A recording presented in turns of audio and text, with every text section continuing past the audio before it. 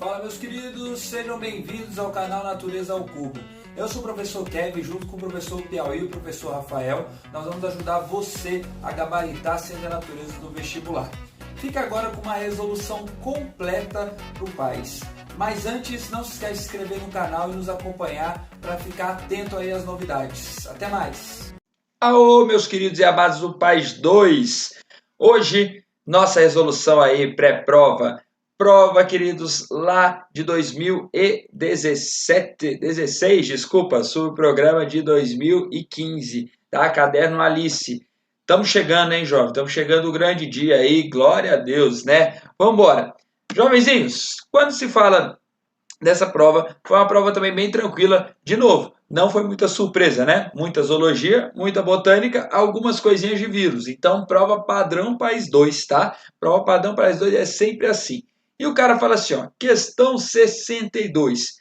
Jovem de Deus, se você olha um ciclo desse aqui, tem que estar na ponta da sua língua que doença é essa. Por que eu falo isso? Olha aqui, ó. Viu esse ciclo?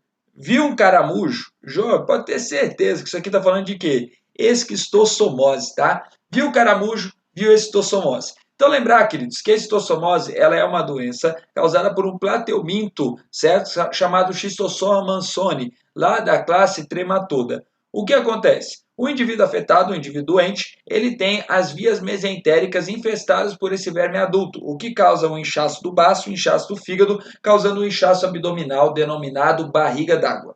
E esse inchaço abdominal é um dos grandes sintomas aí dessa doença de esquistossomose. Esse carinha afetado, ele lá nas fezes ele acaba eliminando os ovinhos, tá? Dessa Schistosoma mansoni.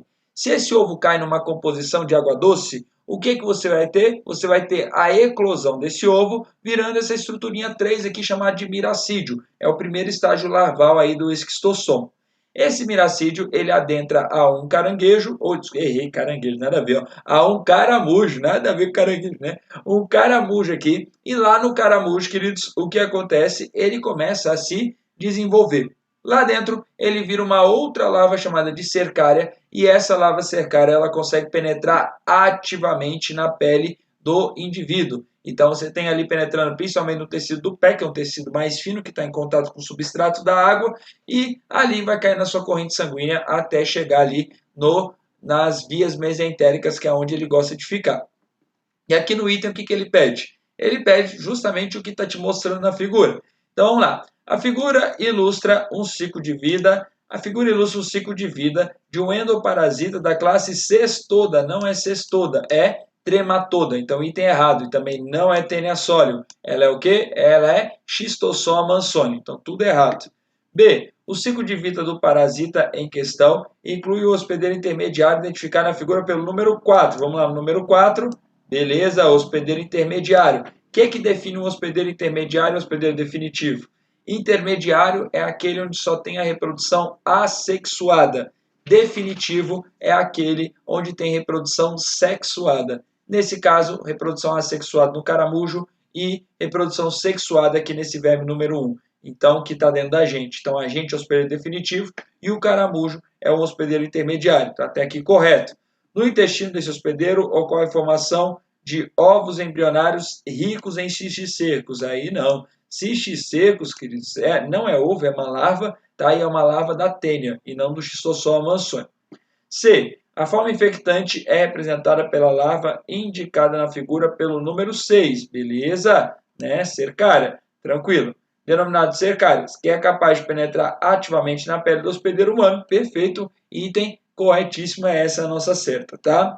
D. Nas fezes humanas são liberadas proglótides grávidas. Queridos, proglótide é aquela estrutura que é hermafrodita das tênias, beleza? Então, não tem a ver com a estrutura do esquistossoma, e sim da tênia. Então, basicamente, ele colocou 3 itens ali sobre tênia, cisticercose, etc. E um item só sobre esquistossomose, que é o item correto. Perfeito?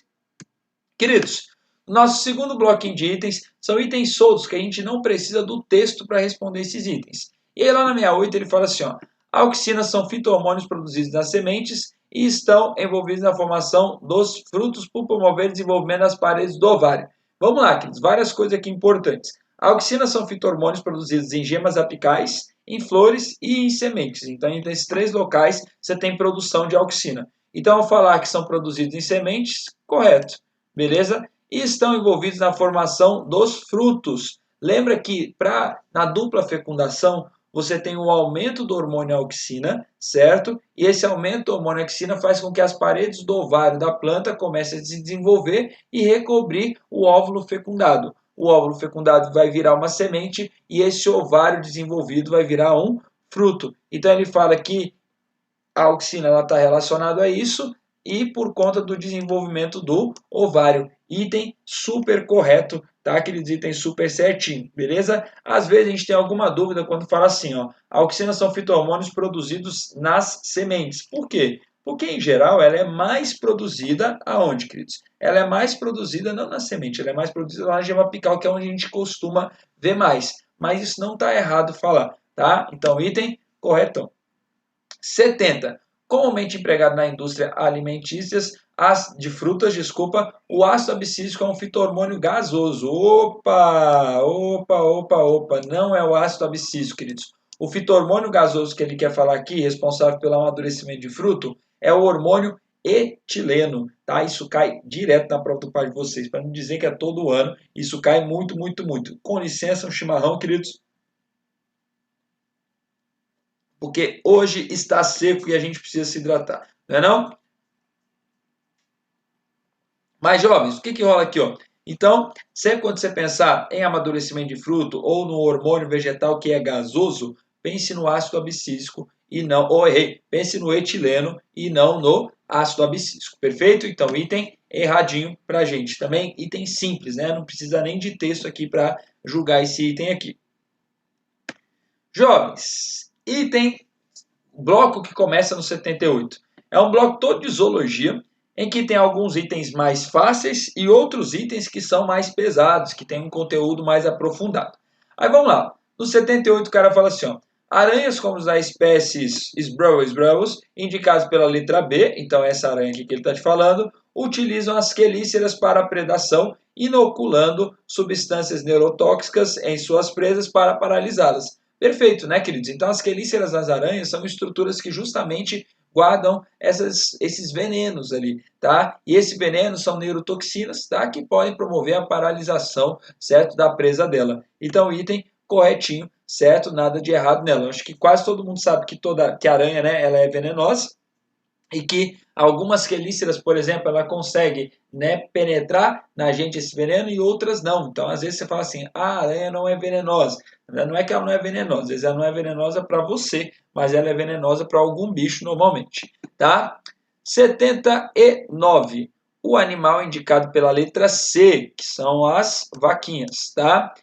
Possui um estômago multicompartimentado. Que palavra difícil, né? Queridos, estão correto, né? Realmente, as vacas, elas têm o quê? Elas têm vários compartimentos, legal, estomacais. Né? Dentro desses compartimentos, você tem o rumen, legal, você tem o retículo, o omaso e o abomaso, né? Então, assim, são 4 cavidades estomacais justamente para, né, aumentar aí o que nós chamamos de digestão de celulose. Né? Então, como eles são ruminantes, eles pegam, colocam no rumen, onde eles misturam com aquelas bactérias, né, queridos, que são as estruturas que são bactérias e protozoários também, né, que são aquelas estruturas que digerem celulose para ele. Eles vomitam isso, mastigam de novo, retornam e aí vai para o retículo. No retículo você tem uma absorção interessante de celulose e posteriormente a isso, queridos, isso vai seguindo lá para o omaso e para o abomaso. E o abomaso é o estômago verdadeiro, então é o estômago que tem uma secreção gástrica, é o estômago que tem as enzimas que digerem proteínas, que é mais parecido com o nosso, certo? E aí, depois disso, vai para o intestino e segue o caminho ali do sistema digestório. Então, até aqui de boa. No compartimento conhecido como rumen, que é o primeiro compartimento, aquele das bactérias do protozoário que digerem celulose, existem glândulas que secretam enzimas hidrolíticas. Aí não, tá? Aí não rola não. Queridos, essas glândulas que secretam enzimas hidrolíticas, elas não estão no rumen, elas estão no abomaso, tá? Então, por isso esse item está incorreto. A digestão que acontece no rumen é justamente por conta dos protozoários e das bactérias, legal, que são o quê, queridos? Que degradam essa celulose aí pra gente. Então, nada a ver, certinho? Item erradão. Eu concordo que esse item aqui, querido, se você achou difícil, não tem problema não, ele é difícil mesmo, tá? Então aprender sistema digestório de ruminantes é uma coisa que, sei lá, se você tivesse pouco tempo, eu diria que é uma das coisas que não compensa muito, porque não é uma coisa que cai toda hora ali na prova da UNB. De vez em quando cai, aqui no caso caiu um item. Então eu de você, se eu não soubesse nada disso, deixaria em branco. Legal, porque realmente é um item bastante específico aí. Mas para quem sabe sistema de ruminantes, é bom que já acerta esse item rapidão e fácil. Tá? 80. A figura indicada pela letra D. Vamos lá, queridos. Letra D, essa aqui, ilustra um peixe ósseo. Perfeito, né? Então lá na letra A você tem um peixe cartilaginoso e aqui na letra B você tem um ciclídeo, que é um peixe ósseo. Pertence à classe dos osteíctes. Perfeito. E considerado um animal amoniotélico. O que é um animal amoniotélico? É um animal que excreta amônia. Até aqui, super correto. Afinal, todo peixe ósseo ele excreta amônia. Vale lembrar que os peixes cartilaginosos eles excretam ureia, tá? Então, se a gente falar de peixe cartilaginoso, ele excreta ureia e de peixe ósseo excreta amônia. Isto é, que elimina as suas excretas nitrogenadas, principalmente como amônia, desculpa, a qual rapidamente se dissolve no meio circundante. Perfeito. Se você pensar, queridos, a amônia é uma excreta altamente tóxica, mas ela também é altamente solúvel em água. Então, realmente, o ambiente ao redor ali do peixe é água, então a amônia se dissolve rapidamente, né, nesse ambiente de água. Então, item corretíssimo, item lindo, item sem erro nenhum. 81. A espécie indicada pela letra E é um exemplo de inseto. Espera aí. Ó, bom demais, hein, gente? Ó, a letra E é um exemplo de inseto. Perfeito. Então, quando a gente olha ali a letra E, o que a gente vê? A gente vê uma borboleta. Concorda comigo? Borboleta é um tipo de inseto mesmo. Então, tá certinho até aqui. De desenvolvimento hemimetábulo. Aí é um problema. Por quê, queridos? Porque o desenvolvimento da borboleta é um desenvolvimento holometábulo. Então, a borboleta tem larva, que são as lagartas, tem a pupa e tem a borboleta, que é o adulto. Então, ela tem esses três estágios com metamorfose completa, holometábulo. Indivíduos hemimetábulos são os gafanhotos, por exemplo, que são aqueles, queridos, que têm uma asinha, né, vestigial ali na fase de ninfa, na fase de jovem, e uma asa funcional na fase de adulto. Então, isso seria um hemimetábulo, como o item te fala. Por essa questão, item completamente errado, tá? Então, item fácil de artrópode, bem básico, tá? Então, a gente tem que saber realmente essa metamorfose do artrópode. Isso cai bastante, isso não é a primeira vez que cai e também não é a resolução gravada minha que a gente comenta sobre isso. 82. No intestino da espécie indicada pela letra A, há uma estrutura denominada válvula em espiral, que retarda a passagem do alimento e permite ganho na área associada à absorção de nutrientes. Queridos, os peixes cartilaginosos, eles têm aqueles intestino em válvulas espiraladas, né? Então, realmente, no intestino eu tenho essas válvulas de espiral que ele te conta. Gente, é um item meio decorebão mesmo, tá? Então, assim, é uma característica do sistema digestório do peixe cartilaginoso. Para quem já acessou meu Drive aí, né? Lá no meu Drive tem uma aula de zoologia de cordados que tem uma tabela que fala justamente isso lá na parte do sistema digestório. Se vocês quiserem olhar essa tabela lá, vai lá, abre o slide, vai lá no último slide sobre mamífero, porque a tabela vai se completando ao longo dos slides. Então, lá no último slide, você vai ter justamente essa tabela completona. E você vai ver que está escrito realmente isso lá, e é uma diferença, porque lá nos peixes ósseos esse intestino ele já desaparece e vira um intestino mais com microvilosidades mesmo. Então, assim, realmente uma questão de característica morfológica do sistema digestório meio decorebão. Item correto. Queridos, e o último bloco de itens, né? Se eu não me engano é o último bloquinho de itens, nós temos justamente uma questão sobre vírus, né? Então ele fala assim, ó, fatores como as viagens rápidas e o aquecimento global estão tornando o transporte de doenças por vetores similares a um fenômeno mundial. No Brasil, as transmissões do vírus dengue, zika, febre amarela e chikungunya ocorrem pelo vetor Aedes aegypti. Esse vetor é terrível e cai direto, né? E de novo, não é a primeira resolução gravada que a gente fala disso aqui, certo? A Aedes aegypti cai toda hora no país 1 e no país 2. A UNB ama dengue, tá? Esse mosquito tem como criadores preferenciais mais variados recipientes de água, como pneus sem uso, latas, pratos com vasos de samambaia, caixas da água, descobertas, piscinas sem uso, etc. Uma das maneiras domésticas de controlar os focos de Aedes é adicionar materiais à base de hipoclorídrio de sódio em locais que acumulam água. Em meio aquoso, o hipoclorito forma ácido hipocloroso de acordo com a equação química a seguir. Esse ácido impede o desenvolvimento das larvas dos mosquitos. Beleza. 8.3.